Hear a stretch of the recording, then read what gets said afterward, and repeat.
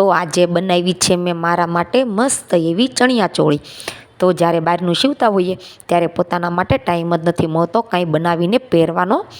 પણ આજે મેં થોડો ટાઈમ કાઢી લીધો છે, કારણ કે મને એમ હતું કે પછી મને ટાઈમ નહીં મળે. તો આજે મેં ઘણા ટાઈમ પછી મારા માટે બનાવી છે મસ્ત એવી ચણિયાચોળી. તો નવરાત્રિ સ્પેશિયલ ચણિયાચોળી છે.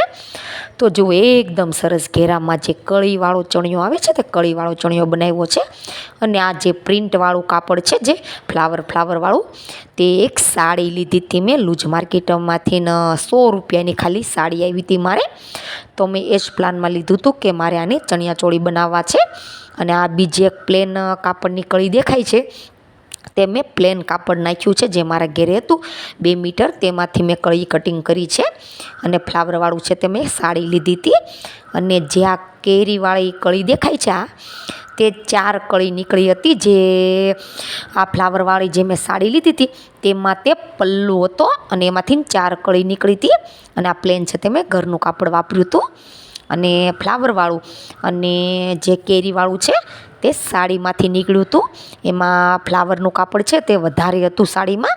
અને જે આ કેરીવાળી કળી દેખાય છે તે ઓછું કાપડ હતું, તેમાંથી 4 કળી કટિંગ થઈ હતી.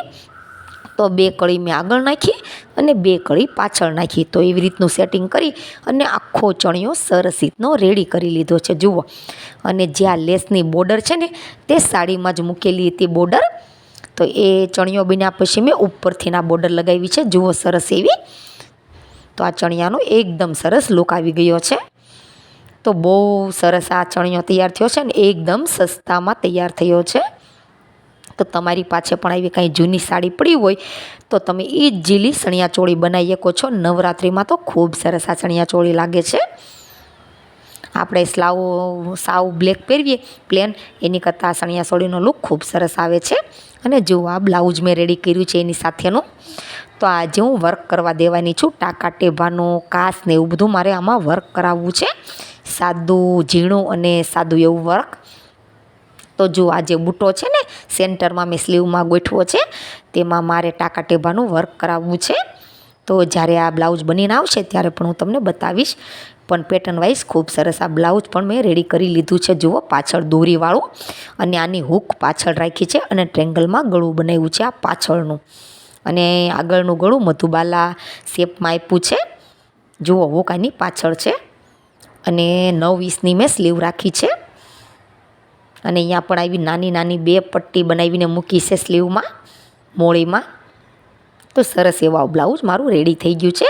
અને આમાં થોડું વર્ક થશે તો એકદમ સરસ રેડી થઈ જશે. તો તમારી પાસે પણ કંઈ પણ આવું કપડું પીળ્યું હોય તો મિક્સ મસાલા કરીને બનાવી નાખો મસ્ત ચણિયાચોળી.